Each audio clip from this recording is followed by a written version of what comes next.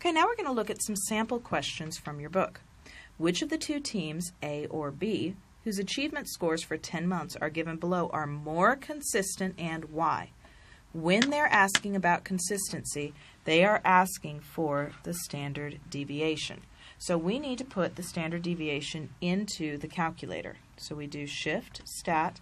If there's any data, clear it out. So the first one we have 5, 9, 4, not 14, just 4. Excuse me, 4, 15, 17, 3, 0, a big one, 42, 9, and 36. Okay, so we go back to the main page by hitting AC, Shift, Stat, Variation, and we want to know the standard deviation. So the standard deviation for A is 13.51. Okay, let's do for B.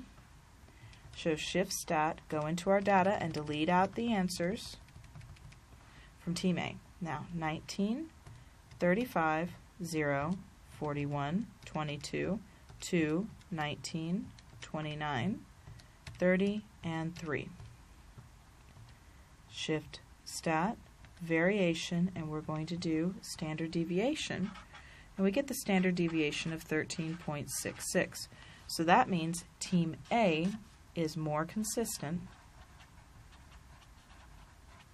because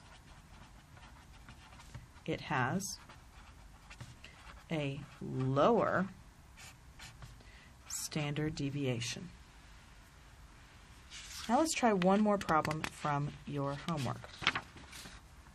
Page 142, question 7. For a heavy machine assembly factory, the following are the daily assembly figures for 7 days. Which factory is more consistent? Okay, once again, they're asking about standard deviation. Show the work.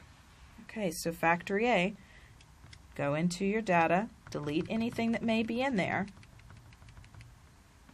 160, 175, 172, 172, 157, 184, and 261. They were really productive the last day. We're going to calculate the variance and the standard deviation.